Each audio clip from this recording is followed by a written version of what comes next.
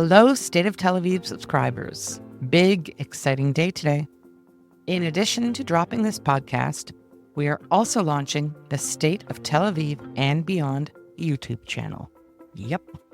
I'm going audiovisual, embracing technology. That means that you can choose if you want to actually watch a particular podcast as a YouTube episode or continue to listen as you do now. We launch the YouTube channel with the amazing Professor Gad Sa'ad, who is also featured in this podcast.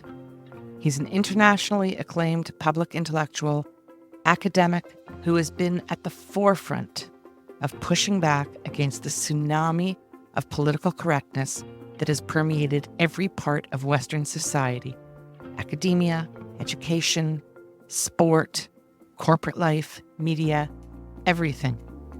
His international best-selling book, The Parasitic Mind, has become the standard go-to resource to explain and understand what is going on. Rampant antisemitism, political correctness dictates that change by the minute. I spoke on Tuesday, December 10th with Gad Sa'ad, and we got into so much. The mind pathogens, as he calls them, that are distorting the world we once knew, infecting our minds and thoughts. The convergence of so-called progressive ideology and Muslim antisemitism. The Trump effect. And we talked about his fabulous week in early December at Mar-a-Lago. Oh, and of course, we get into Justin Trudeau and the damage he has wreaked in Canada. Like, what the heck happened to sleepy, nice, polite Canada? Identity politics have utterly transformed a once great country into an unmitigated mess of poverty, uncontrolled immigration, crime, addiction, and the cherry on top, virulent antisemitism. Gad Sa'ad has made his home for decades in Montreal. I, of course, am from Toronto. We're both deeply concerned with what's been going on. But more on that in the coming days when State of Tel Aviv publishes a long podcast on Jew hatred in Canada. In the meantime, I leave you with the amazing Gad Sa'ad. Check out the podcast notes for his full biography and some great photos of the red velvet jacket. You'll hear the story. It's in the podcast too. I'm Vivian Berkovich, former Canadian ambassador to Israel, and today, host of the State of Tel Aviv podcast, website, and YouTube channel. Stay with us. Dr. Gad Sa'ad, it's so wonderful to have you on the State of Tel Aviv. Thank you for joining us today. Such a pleasure to be with you. Thank you for having me. And I have to tell our listeners and viewers, this is our first full audiovisual podcast, broadcast, and I am coming to you from the Norman Hotel in Tel Aviv, which is a fabulous location. So I'm currently in Montreal, but as we discussed off air, officially, I've taken a 1-year leave from Concordia University, and I'm a visiting professor and global ambassador at Northwood University, which is a really nice university in Michigan. And there's a lot to talk about what's going on in Montreal these days, in Canada and Toronto. We have a lot to pack into this hour. I want to start, though, with the fact that your book, The Parasitic Mind, which is a huge global bestseller. How many copies? Oh, many. So it's hard to tell because sometimes when you sell the foreign rights to a country, let's say to China or to Bulgaria, I may not know the number of copies sold in that country. And so the number that I'm going to give you is going to be a gross underestimate. It's certainly in the many hundreds of thousands. Okay. How many languages? Can you give me that? Yeah. So here's another little asterisk. Sometimes what happens is that a foreign publisher buys the foreign rights, but then they never end up publishing it. So I know that close to, I think, 25 foreign rights have been purchased, but not all of which have subsequently been published, but around 20 would be the right number. And your Hebrew edition, the Hebrew edition of the Parasitic Mind, has just been released, correct? Indeed, that is true. And I think that your book is going to do exceptionally well here, not just because I've been reading comments about it. You've been picked up by what is considered to be the sort of, top publishing house for important books in the country. You share a publisher with Prime Minister Benjamin Netanyahu. I'm sure he feels very honored by that. I'm sure he does. And what's interesting is that we don't have the same degree of mind pathogens in Israel, in my view, that we see in other Western countries, certainly Canada, which is where you and I have both lived for most of our adult lives. So we'll just park that observation, but I do want to get back to it when we sort of start delving into the Middle East, because there's something there, and I'm not sure what it is. I have an idea, I'm not sure. But the mind pathogen, tell us what the mind pathogen is. Well, so let me give you the background. So I'm an evolutionary behavioral scientist, meaning that I study the biological roots of what makes us tick, why we behave the way that we do. Now, one of the tools within the arsenal of toolboxes of an evolutionary psychologist is you often engage in what's called comparative psychology. You compare human behavior to some of our animal cousins to see if there is evolutionary continuity. So our primate cousins may engage in a certain behavior that's identical to how we behave, and that's how we have an idea that there is an evolutionary link between us and them. Now, why am I saying all this? So as I was trying to think about what was causing this great war on reason that we were seeing, up is down, left is right, nothing made sense, I thought, well, let me delve into the animal literature. Hence, this is why I introduced it as such. I wanted to see whether there was a field that explored irrational, erratic behavior, suicidal behavior in other species. And that's when I fell upon the field of neuroparasitology. Now, parasitology is the study of parasites and parasite-host interactions. Neuroparasites is when the parasite ends up in the host's brain. So, for example, a tapeworm parasitizes your intestinal tract, whereas a neuroparasite goes to your brain, typically altering your behavior to suit its interests. So let me give you an example, and then this is kind of the big background, okay? So take, for example, a wood cricket. It's a type of cricket, an insect. The wood cricket abhors, it detests water. It wants to stay as far away from water as possible. But when it is parasitized by a specific brainworm, a hairworm, the hairworm needs the wood cricket to jump into water in order for it to complete its reproductive cycle, right? And therefore, when a wood cricket is parasitized by this particular brain parasite, it merrily jumps and commits suicide to its detriment, but in the service of the parasite. And so I had my epiphany, I now had found the biological mechanism or metaphor to argue that human beings can be parasitized by actual brainworms, but they could be parasitized by a second class of brainworms. I call those idea pathogens. And so in the same way that Toxoplasma gondii is an actual brain parasite that could infect human brains, parasites like postmodernism, cultural relativism, social constructivism, political correctness, identity politics, all biophobia, the fear of using biology to explain human behavior, all of these collections of ideological parasites can lead us to become like the wood cricket, jumping into the abyss of infinite lunacy and merrily committing suicide. So that's the general framework.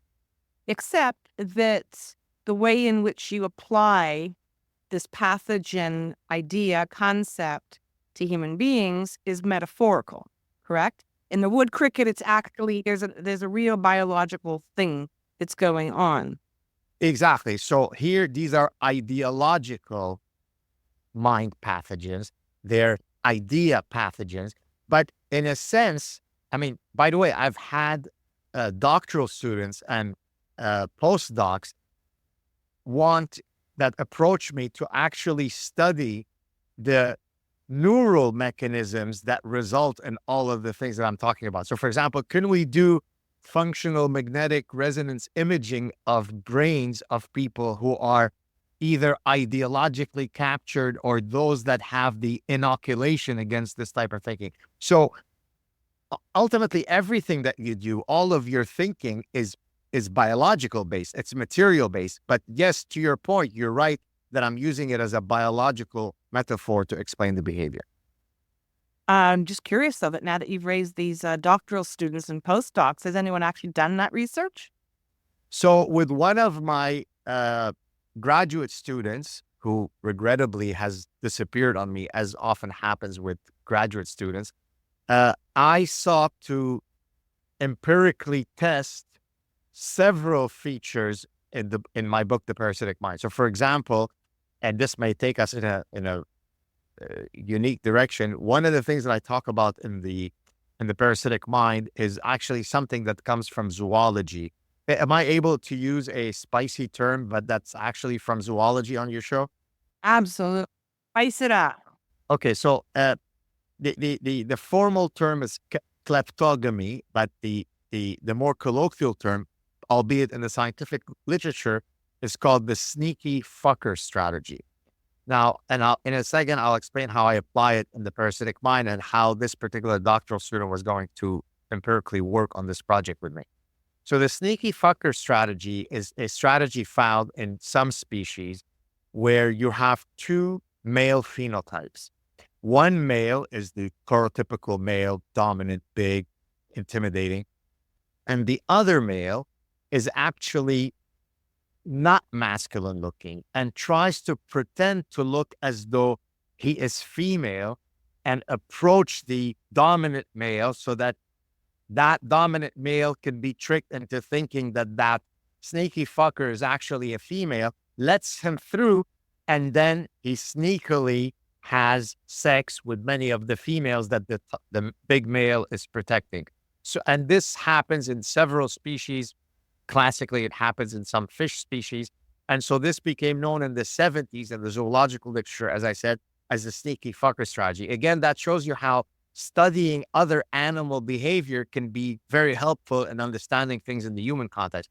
So given the fact that I knew of this particular zoological mating strategy, I had another one of those eureka moments where I said, well, I think that male feminists are engaging in the sneaky fucker strategy in the human context. Look how sensitive I am. Look how empathetic I am. I wear a really cool foulard. I hug the trees a lot. You don't have to worry about me. I'm very non-threatening. And this is how I hopefully can have sexual access to you. Okay. Well, I wanted to then test that theory empirically. Well, how would you go about testing that theory, Vivian, empirically? Well, I can actually give subjects photos of muscular men versus photos of what might be considered male feminist sneaky fuckers to then see whether people are able to accurately predict people's political orientations by their morphological features. Are you with me so far? I'm so with you. You know what I'm thinking. You know what I'm thinking. You know who I'm thinking of. You're thinking about Justin Trudeau as the ultimate male sneaky fucker. Cha-ching. That's why I'm Gad Sa'ad. So I set up, I gave him the whole design, the whole thing. He went off, apparently collected the data. I'm excited to now delve into the data.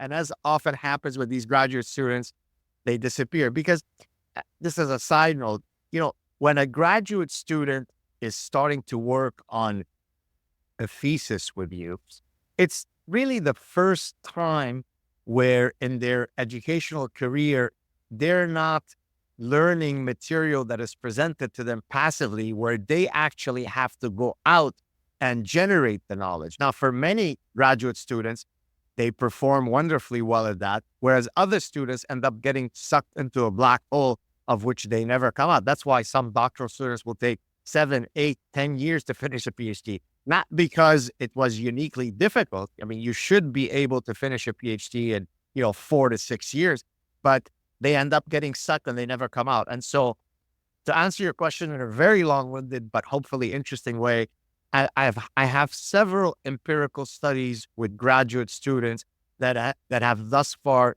not come to fruition, but maybe they'll resurface and we can publish it. I certainly hope they do resurface. I think it'd be fascinating to read about. The mind pathogen. You have lived the mind pathogen for the last number of years, at least a decade. Justin Trudeau has been in power in Canada for almost 10 years. And I would suggest that he is the poster boy for the mind pathogen and every form of woke and campus and social lunacy that we can think of. I'll throw your suicidal empathy category in there as well. I mean, he's just an embarrassment of riches that never stops giving. And it used to be, with Canadians, we're kind of looking around thinking, what is happening? It took most Canadians a little too long to figure it out, but now it's like the sluice has been opened. The whole world has figured it out. The whole world is looking at Canada now and saying, what the hell is going on there? And you, in fact, for many years have been teaching at Concordia University, which has become the showcase for this kind of insanity. Indeed. So a couple of what's going on in, because this is all related to your book and how you analyze society and these crazy norms that have been imposed on us from out of nowhere. Diversity is our strength, being one of my favorites. But you've been in the belly of the beast at Concordia and in Montreal. How does this happen? Right. So I want to find a prop. I don't have one here. Imagine for a second, maybe you've seen me do this before. Are you familiar with my getting drunk by smelling the cork of the wine bottle saying? Do you know that? Have you heard me say this? No. I have not, and I'm feeling terrible at it. No. I didn't need to put you on I've been exposed. So I have not heard that. No. So imagine that this is the cork of a wine bottle. Okay. And so there's an expression from Arabic that basically says, getting drunk by smelling the cork of the wine bottle, which refers to the fact that you're of weak constitution, right? Look, I'm going to get drunk now. See, I'm getting drunk. I didn't have to actually drink the bottle to get drunk. I just took a whiff and I'm already tipsy.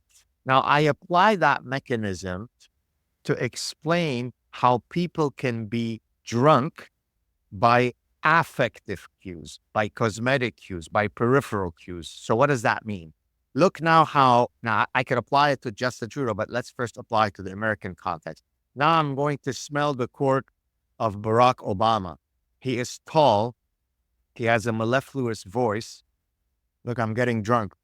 He has a radiant smile.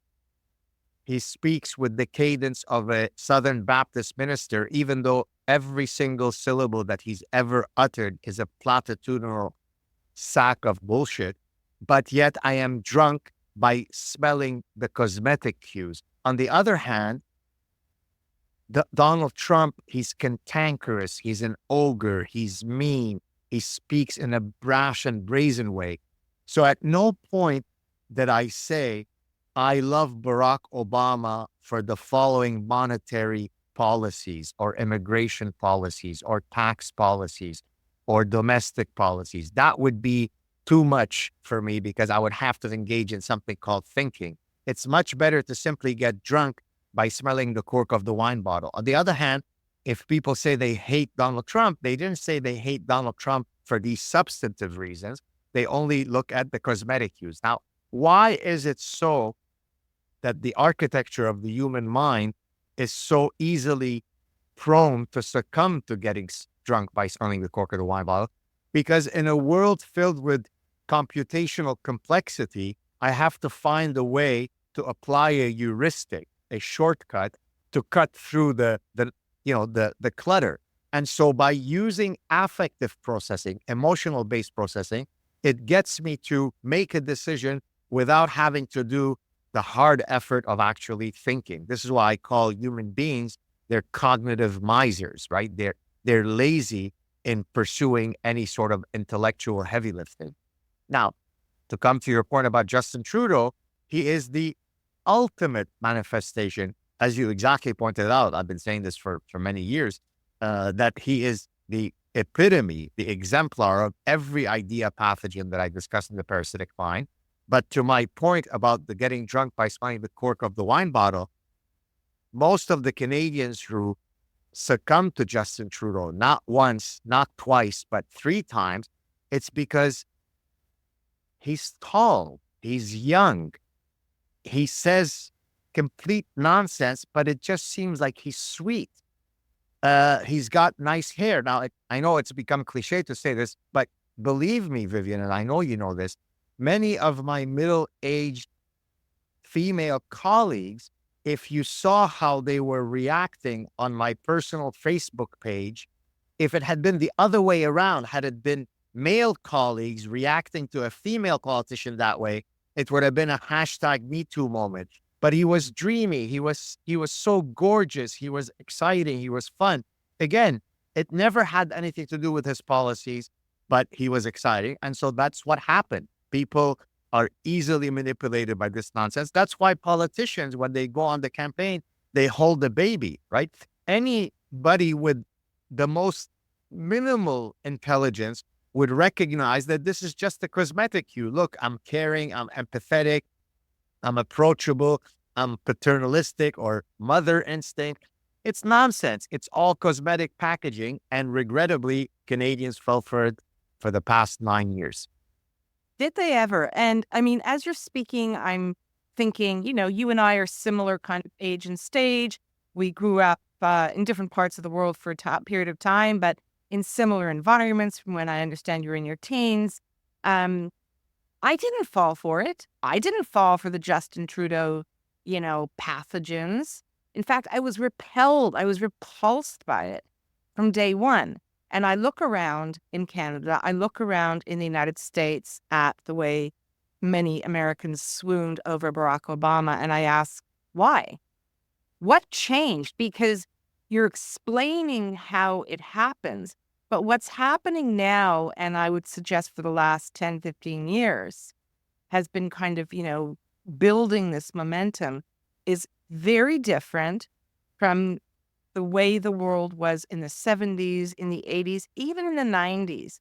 So what about our societies and our minds, our beings, has changed to allow us to succumb? Yeah, that's a fantastic question. So I think the capacity for the human mind to be parasitized is not something that is specific to this era. So to your question, I can go back throughout all of human history and demonstrate that regrettably, the architecture of the human mind doesn't have built-in inoculation to not be parasitized. So for example, 300 years ago, we thought that it was a really good idea if we thought that the neighbor was a witch, that we would throw her in water. And if she swam, if she didn't drown, then that proved that she was a witch. But if she did drown and then died, oops, I guess she wasn't a witch. And we thought that that was a wonderful way to adjudicate these types of decisions. Today, we look at that parasitic thinking and go, my God, what the hell were these idiots thinking? But to your question, what is unique about the current period is that all of these parasitic ideas, which took 50 to 100 years to be spawned on university campuses and then to escape from the university campuses, have now come home to roost. So they result in Justin Trudeau. But the idea pathogens took many, many years before they were able to escape and become our journalists and our prime ministers and so on. By the way, this speaks to an important point that I would often get in response to me standing on top of the mountain and warning people. People would say, come on, Professor Sa'ad, aren't you exaggerating? I mean, there's some silly ideas in some, humanities department, in some, highfalutin ivory tower, but who cares about that? I said, what? And I would literally say, yes, it starts off in that ivory tower, but then it will escape that lab, to use the biological metaphor. And that's exactly what happened. So what is unique to the current period is the unique idea pathogens that have all come together. So that's part one. Those idea pathogens that I discuss in the Parasitic Mind hijacked our cognitive system, our ability to think. My next book, Suicidal Empathy, completes the story by then arguing that human beings are both a thinking and feeling animal. Suicidal empathy parasitizes our emotional system. It hijacks our emotional system. Once you put those two grand parasitic realities together, you get exactly the unique current reality that you asked about, right? So it becomes orgiastically most important for me to demonstrate that I'm infinitely tolerant, infinitely empathetic, infinitely compassionate, without ever recognizing that evolution did not endow us with the desire to indiscriminately ascribe empathy to anyone, right? So, for example, evolutionarily speaking, you and I have evolved the emotional system that causes us to be willing to jump in front of a truck to save our biological children, much more so than random children.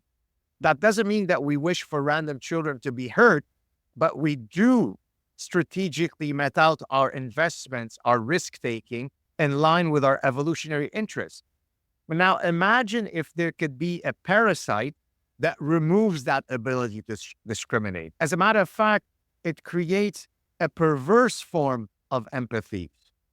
Guatemalan illegal immigrants are more important than American vets. That demonstrates that I've truly transcended vulgar empathy. I am globalist. I'm above it, right?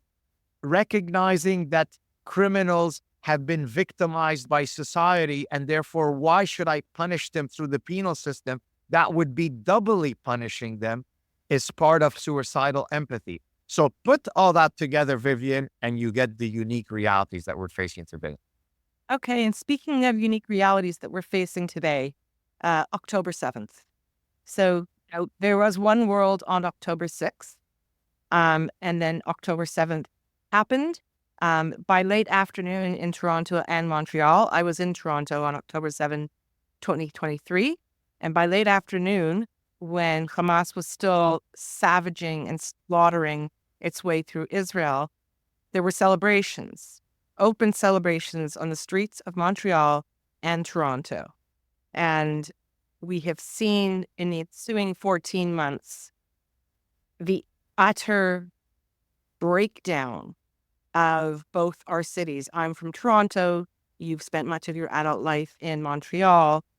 We are now looked at around the world as being an absolute gutter of pro-Hamas hatred, anti-Semitic violence, and a lot of mind pathogens are swirling around in that mix. And on top of that, we have the suicidal empathy, which is way too kind, if you ask me, of our prime minister, who is just not dealing with anything real.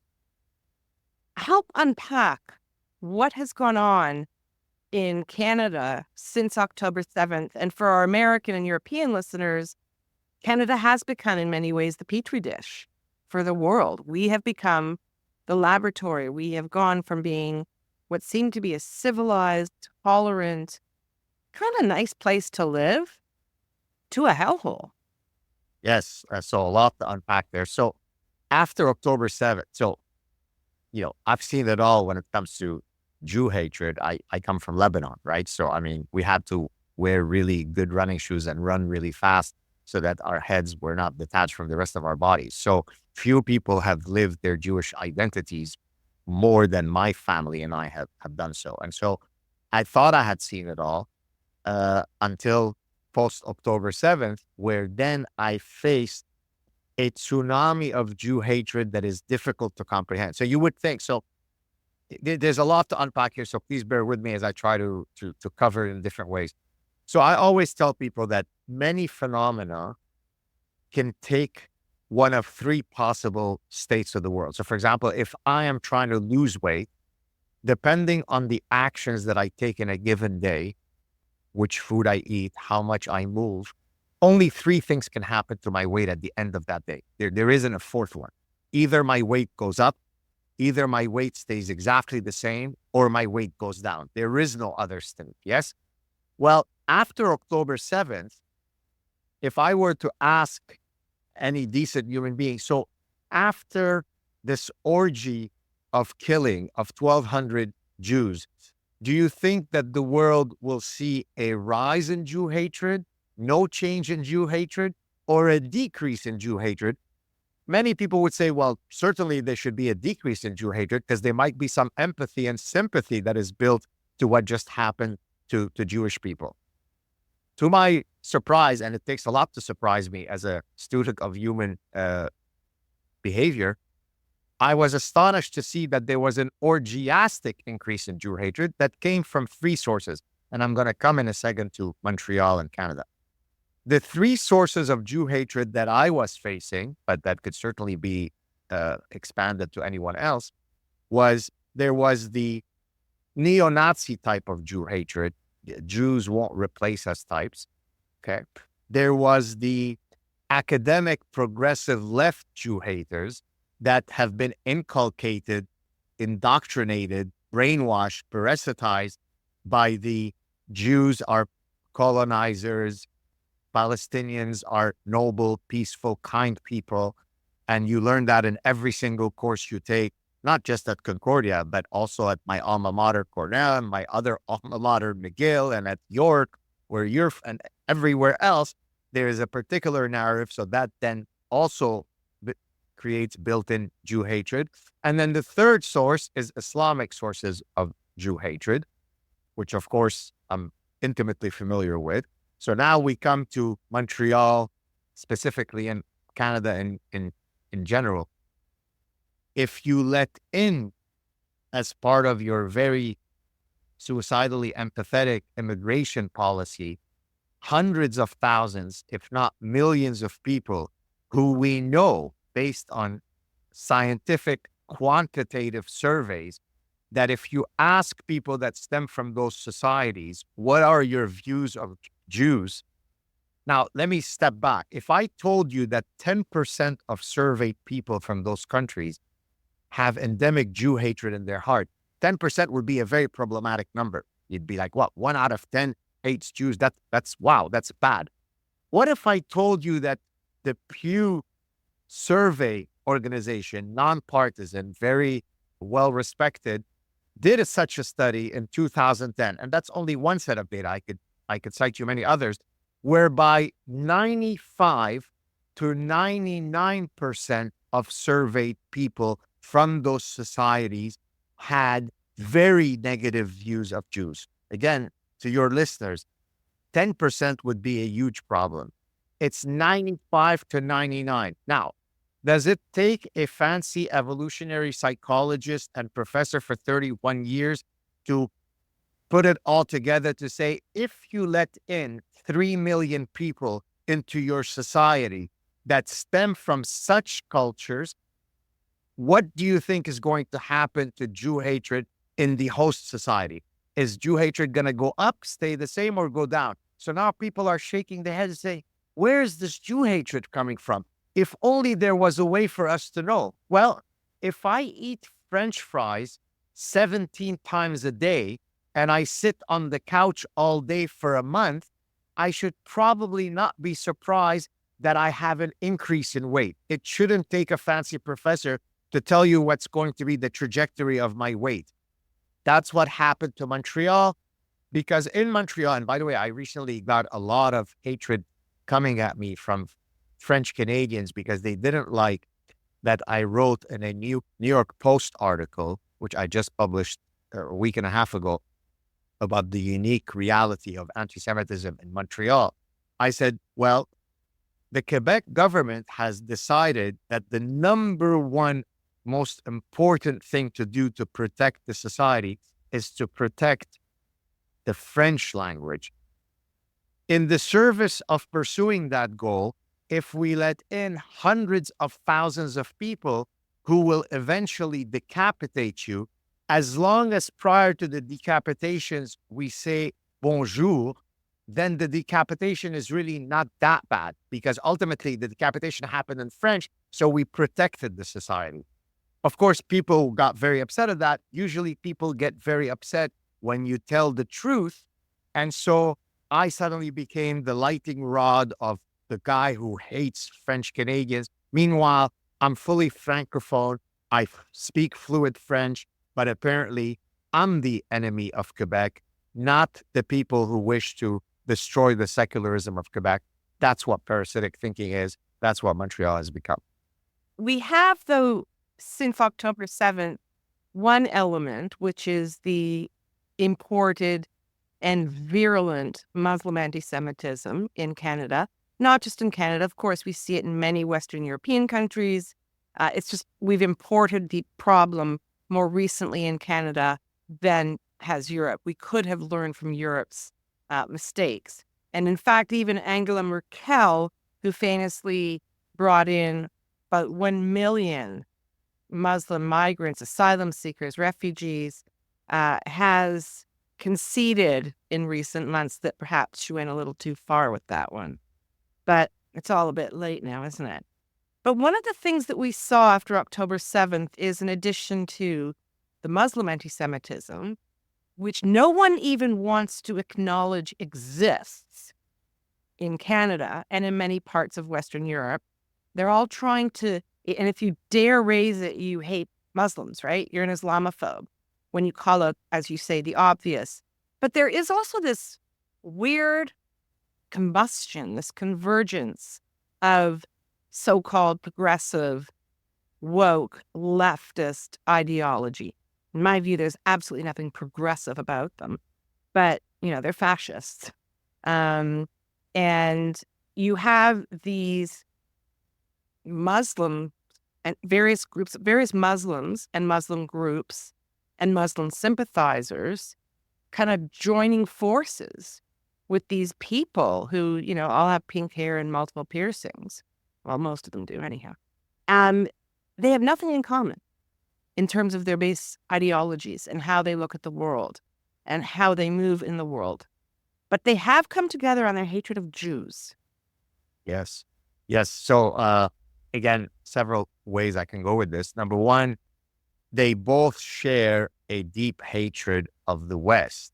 And they think that by going into bed together, they are joining forces in destroying the transphobic, homophobic, slavery-driven, greedy capitalist societies on which the West is built.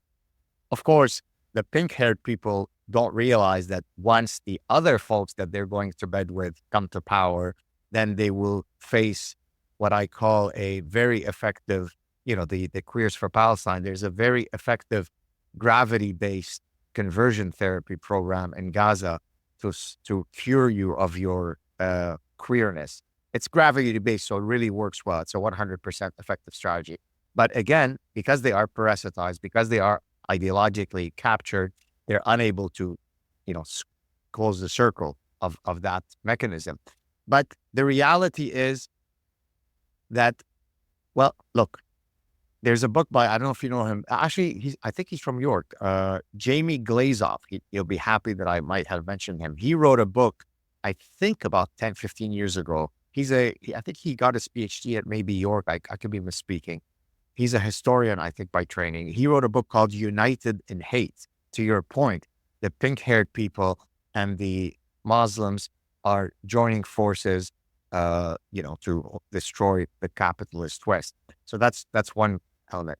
The second element I wanted to talk about is, why is it that Jew hatred exists independently of whether you learned it in Columbia's Near East studies or in Islamic sources. And so here I'm going to propose a universal psychological mechanism. It's not the only explanation for why Jew hatred is so endemic throughout history, but it's certainly an incredibly powerful predictive one. So there is something in psychology called the self-serving bias. The self-serving bias is how do you attribute successes and failures in your life? And it turns out that for most people, other than clinically depressed people, I attribute successes internally and I attribute failures externally. So I did really well on the exam because I'm a very smart guy, internal attribution. I did very poorly on the exam because Professor Sa'ad is a asshole Jew who treats his students unfairly. So success is because of me, failure is outside of me. Now, imagine if I can be given a pill that allows me to explain all of my failures from one cause, externally, right?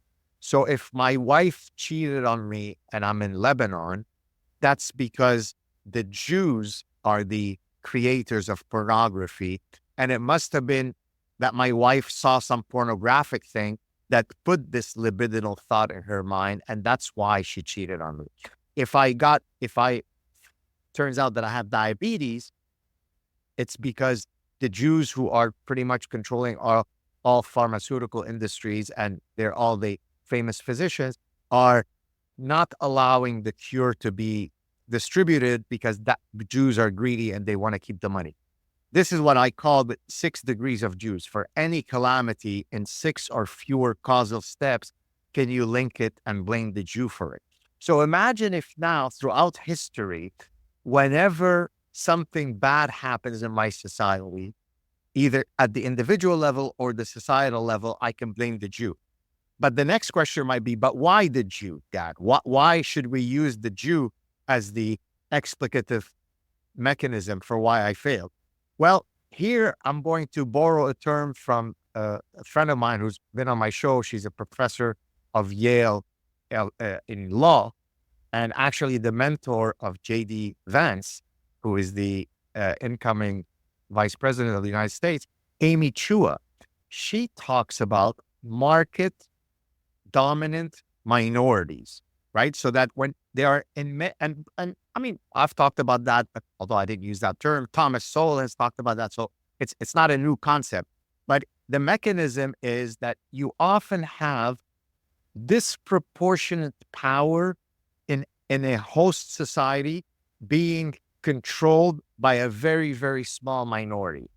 You have that in the Far East, you have that in Africa, you have that. Now, Jews happen to be probably the most consistent market dominant minority throughout history. And there are anti-Semitic reasons for that, for why they be, right? So you look at in film industry and law and medicine and academia and Nobel Prizes, those goddamn Jews seem to really be punching way above their weight class. It's not difficult to then, you don't need to be a fancy psychologist to understand why that could have built-in resentment, whether the Jews are in Liberia or the Jews are in Lebanon or the Jews are in Canada. And so that creates a perfect existential mechanism by which I can blame my failure on this really successful market dominant minority. Put all that together and you get Montreal and the current anti-Semitism. Interesting. I want to now jump to this part of the world, which is where I am in Tel Aviv. And you, of course, were born in Beirut. And I'm pretty sure that you and your family fled during Lebanon's civil war in 1975. Is that correct? Yeah, we were there the first year. So that's exactly right. So, and that it was not easy, the journey to get out. How's that? That's the understatement of the century, but yes. Okay, well, I'm glad you got out safely, and your whole family did. And then, did you head directly to Montreal? Right. Well, I mean, yes, although we stopped for a one night in Copenhagen. And I remember as if it's yesterday, walking out in Copenhagen and kind of feeling, my God, no, nobody's going to shoot me. Nobody's going to blow my head. And that it had been a while since I could just walk outside without worrying about who was going to kill me. But that only lasted a day. And then the next day we were on our way to Montreal. Yeah. And unfortunately, that fear that really quite existential, visceral fear that you describe is something that many Jewish people around the world feel these days. And it's not just people who are dressed in Jewish attire or clothing or other accoutrements that mark them for being Jewish. It's also Israelis who happen to be walking down the street in Europe and overheard speaking in Hebrew, who have been assaulted. And we know, what happened in Amsterdam. So I think that, we've got this momentum, and it's a very dangerous momentum that's building globally with respect to Jews. You look, though, at this part of the world and what's going on, which I can't even begin. Why do you think this woke mind virus, pathogen, all your great terms, why has it not taken root in Israel? Right. Well, I mean, I've heard both. I've heard what you've said, that there's been a more built-in inoculation in Israel against the idea pathogens. But I've also heard that many of the super progressive leftist Israeli professors have been parasitized. So which is it? Because I can offer possible explanations to both. Do So, we know? it's actually interesting. And I would say, as a non-academic observer, anecdotally, socially, it's just not taken root. And that it is. And I would agree with that. And it is really the preserve of this very small, almost secret society of kind of nut jobs. And I want to bring up one of the examples you raise in your book, right on that point, which is Tal Nitzan. Yes. Yeah. Yeah. You want me to? Does your Israeli audience know that great story, or do you want me to? I don't think so. I read it in your book, and I was like, oh, that is just a jewel. So I'd love you, in the few moments that we have left, I'd love to get into that. And we have to finish off with Mar-a-Lago and the Trump. Yes. Okay. So to your first question, I think that the general population in Israel might have a natural built-in inoculation against this nonsense, because when you are literally in a neighborhood where everybody wants to eradicate you, you don't have the luxury of wasting time in believing bullshit, because I'm worried about who's going to kill me. It's for similar reasons. If I can draw an analogy, that could be one of the most eloquent, profound things you've ever said. Please, well, thank you. It's not unlike the fact that women who suffer from anorexia nervosa, an eating disorder, are much more likely to come from societies of plenitude rather than societies of scarcity. And I won't get into the evolutionary reasons for that, but it's a similar argument, right? In societies where I'm worried whether I will have enough caloric intake tomorrow to survive, I can't actually afford the luxury of suppressing my reproductive potential via anorexia nervosa. So I think that's the explanation to your first point. Regarding Tal Nitzan, so she was a wood cricket, to our earlier point, a parasitized Jew, right? Because she's smarter than the rest of us. She knows that it's really Jews that are diabolical. So she, for her, I think it was her doctoral dissertation, Hebrew University, wanted to identify the rampant, the orgiastic rape of Palestinian women that the IDF soldiers engage in, okay? Because then that would allow her to ascend the hierarchy of being suicidally empathetic in academia, even in the context of a place like Israel where people should know better. Okay. So then, to her utter dismay, she finds out that not a single case of rape by IDF soldiers on Palestinian women could be uncovered. So now, if she were a honest purveyor of data, she'd say, I started off with an a priori hypothesis, I conducted the research, and then my hypothesis was falsified. But as I explained in the Parasitic Mind, if all roads lead to bigotry, then I am not open to changing my mind as a result of the data coming in. So now how could she still maintain that IDF soldiers are truly diabolical if her hypothesis was falsified? Now, you know the punchline, but before I give the punchline, I want your viewers and listeners to pause for a minute and think if they can come up. And on the few occasions where I've discussed this on a show, most famously on Joe Rogan's podcast, #1 show in the world, no one could ever come up with the diabolical logic. Ready? Not you. I know you know the answer. Drum roll, drum roll, drum roll. Drum roll. Well, imagine how diabolical the IDF soldiers are in their othering. I love that woke term.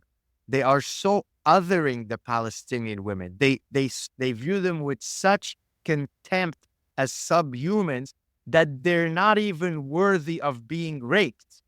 Therefore, if they had raped the Palestinian women, they would have been diabolical pigs, non-kosher pigs. And if they don't rape the women, they're diabolical, non-kosher pigs because they look at these women as not even worthy of being raped. Therefore, her hypothesis was fully protected in that she did arrive at the noble conclusion that Jews suck.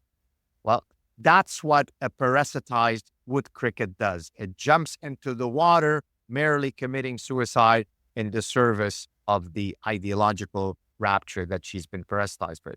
I know that you were honored to receive an invitation, I gather, with your family to Mar-a-Lago, where you spent the last week. The theme of the week was Make Education Great Again, I believe. It was that event was one night on last Tuesday. It was Make Education Great Again. You're exactly right. And it was hosted. Some of your Israeli listeners may not know this. So are you yourself familiar with PragerU? Of course. Oh, okay. So PragerU, founded by 3 Jews, has been involved in the ecosystem of the battle, of ideas. And so they are trying to now incorporate their content, meaning PragerU, into the pedagogic curricula of many different states. And so under the auspices of Make Education Great Again, PragerU was hosting a gala at Mar-a-Lago. So now here's and actually, if I may, maybe it's immodest to say this, I was very honored to be recognized by name at that. So that was, and I think only 3 people were or something like that. So that was really great. But here's a personal element to that story that I think you might appreciate. So I receive a text. So my wife and I celebrated 25 years together on December 5th. And thank you. Which was last week while we were in Palm Beach and the Mar-a-Lago and so on. So the week before, I had gone out with one of our children to get the gift that I was going to get my wife for our anniversary. And as we are, of course, my wife wasn't with us because it's a surprise. And so I receive a text, and the text says, "Hey, Professor Sa'ad, we'd like to invite you to, Mar-a-Lago." So I look at the thing, and so I just text back. I go, "Trump's house?" And the answer comes back, "Yes." So I put it back in my pocket very coolly. And so my daughter looks at it. She goes, who was that? Was it mommy? I said, "No, it was an invitation." She goes, "Where? Invitation what? You're going to give a talk somewhere? Where are you going?" I said, no, I was just invited to Trump's house. And she pauses, she looks at me, she goes, who are you, Daddy? So this is part of the Hey, so personal. now I get to share two fun facts. Okay, go. One is that that must have been the gala night, and you posted a photo on Twitter X, and you were wearing this baller red velvet jacket, correct? Indeed. Yes, I you could were. tell you before, I don't want to interrupt you. I want you to finish your point. But after, remind me to tell you about the story behind the red velvet suit. But go ahead. Totally want to hear it. I also want a photo because I'd love to include it in the notes that we post online, and as well as other material. The other fun fact is you've mentioned a couple of times that I went to York University. I also went to Hebrew University, London School of Economics, and U of T Law School. But So an underachiever. you could, yeah, kind of. It was a generational thing. We were all like that. But when I was at York, I wrote a lot for the student newspaper there. And one of the first people I interviewed was a young Dennis Prager. Oh my God. I know. And When would that have been? this was early 80s. Okay, wow. Yes. Yeah, he had I've got to try to dig out the hard copy. It's probably completely deteriorated if I even have it. But I remember it was a really long interview and got big treatment. I was very, very proud of myself in the student paper. And he was very generous with his time then. So he's gone on to build a really quite remarkable empire, and has never flagged. What I want to talk to you about just in closing is this crazy Trump effect thing, which is of tremendous interest, not just in Israel, but I think all over the world. But man, do we feel it in Israel. People have asked me so often in North America, why should we vote for him? He's this, he's that. Why is he even good for Israel? And I'm sure you're aware, many of our listeners may not be, that probably 99.9% of Israelis love Trump. Yes. Trump. And that goes from the far left to the far right. There's no daylight on Donald Trump. Why? And this is what I would say to people in America when they were voting who might have been concerned with geopolitics of the region, is that Trump is perceived as being both half mad in a good way, and he's perceived as being someone who follows through, who Yes. makes good on his threats. And in this part of the world, as you will know, that is critical. So when Barack Obama in 2013 was wagging his finger at Assad and saying, now, if you drop chemical weapons on your population, I'm going to hit you hard. And then Assad did it, and Barack went fetal. A few years later, we have exactly the same scenario. Trump actually follows through, and the rest of the Middle East takes note. And so much of what has gone on in this region since the American election, in my view, maybe you'll write a book on it one day, is absolutely attributable to the Trump effect.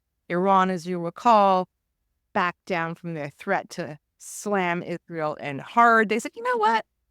We're actually going to wait until Trump takes office, and we're going to sit down and have a chat with him. The Trump effect is extraordinary. And the only place in which it really doesn't seem to have in which it really doesn't seem to be understood is in the Prime Minister's office in Canada by Justin Trudeau, who, Yes.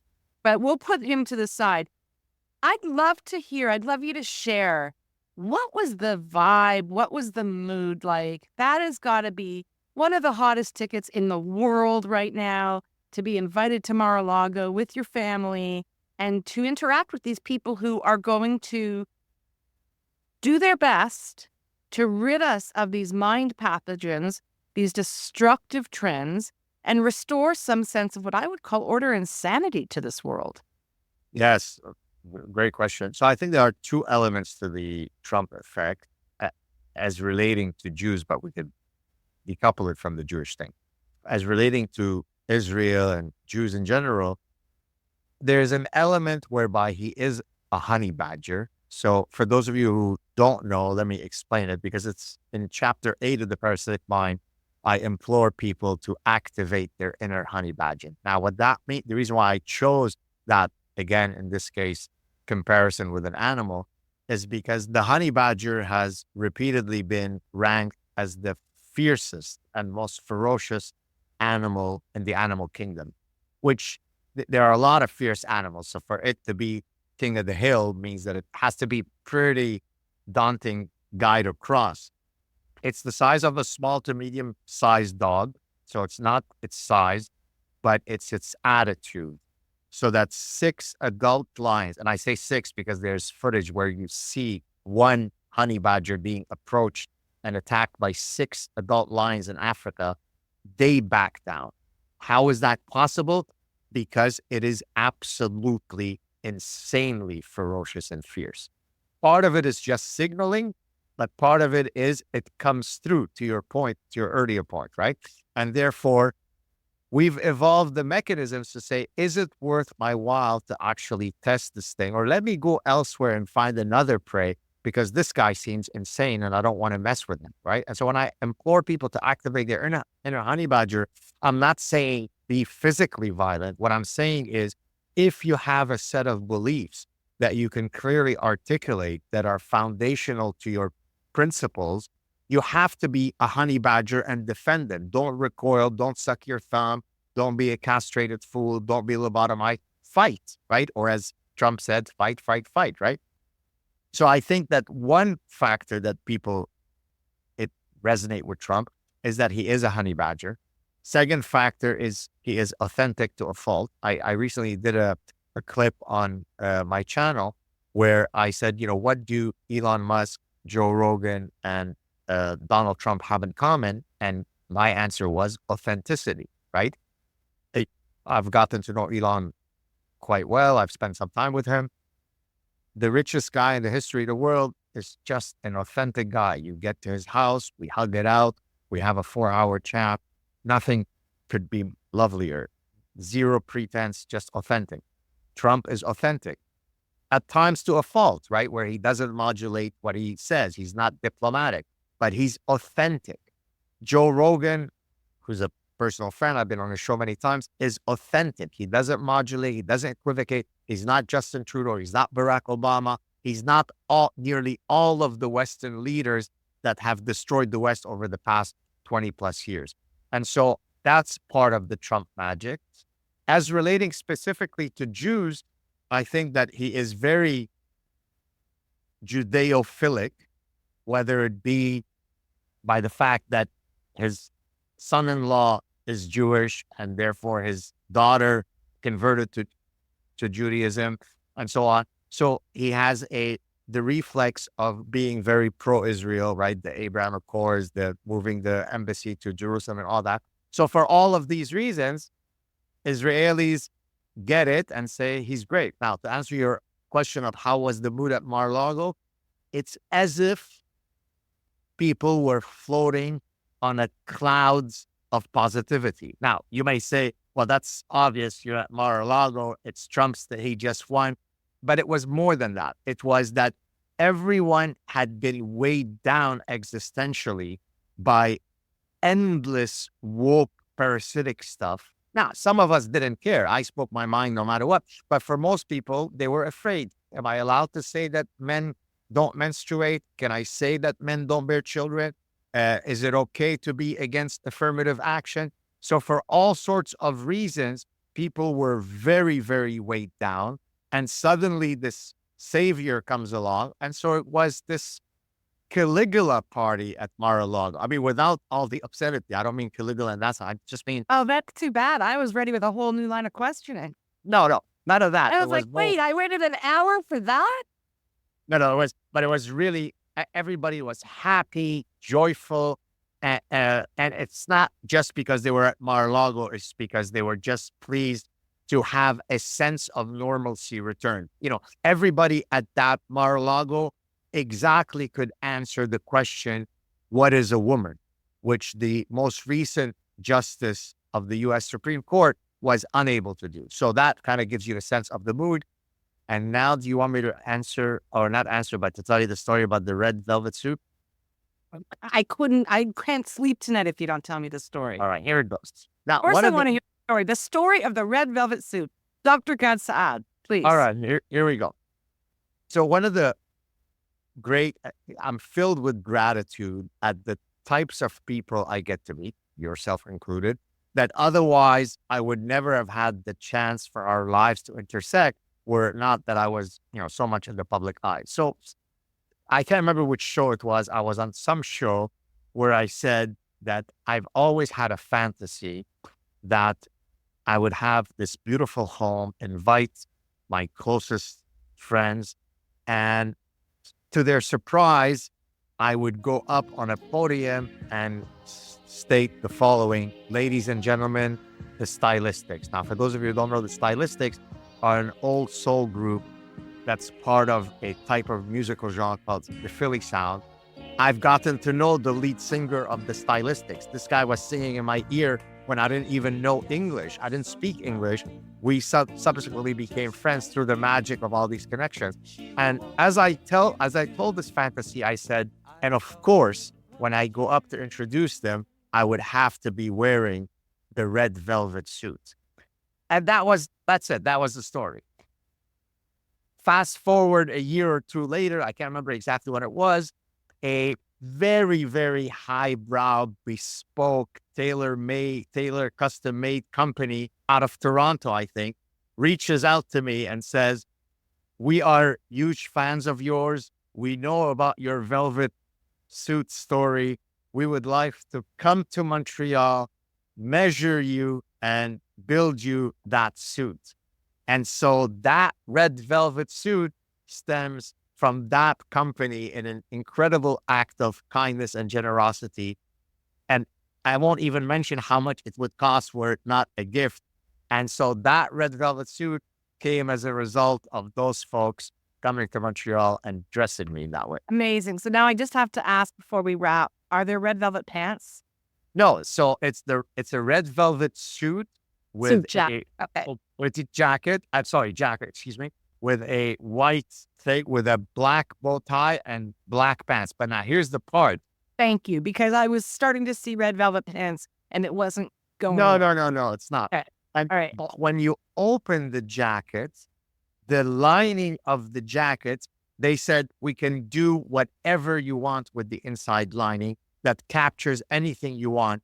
So when you open my jacket, there are paintings, but reproduced to perfection, actually by a fan, a different story, of our two Belgian shepherds. So now they passed away, but we had two Belgian shepherds. By the way, the Israeli military uses Belgian shepherds because you don't want to mess with Belgian shepherds. And by the way, their names, given my Arabic background, the male was named Amar. Amar means moon, but it also means great beauty. You're beautiful like the moon. And then the girl, the female, was named Samra. Samra means dark one because she had a black mask. Her muzzle was a black mask. And so if you open my super fancy red velvet jacket that I wore at Mar-a-Lago, you have immortalized inside my lining our two Belgian shepherds. So I love it. I love it. And you got to keep a sense of humor all the time. In fact, I'm going to be meeting soon with the OKITs, the canine unit with the IDF, which, as you know, is super, super important here. And another sort of fun, weird fact is that until the mid-'80s, the fact that a canine unit existed in Israel was a state secret because, because of the Holocaust and the trauma of German shepherds, not Belgian shepherds. Yes. So, it was a big deal when that became public. So stay tuned. I'll let you know when that podcast is coming. Oh, wow. Please. And they may not know who I am, but whomever handles the Belgian shepherds and the IDF, tell them hello on my part. If there's ever any proof of the divine, they come in the package called Belgian shepherds. Dr. Gad Sa'ad, we could do this all night. I could. But I actually have to take my daughter for dinner. And it's just been a beyond pleasure. Thank you so much, Mom. Thank you so much for coming on State of Tel Aviv. And I hope we have you back in the future. Anytime. Thank you so much. Cheers.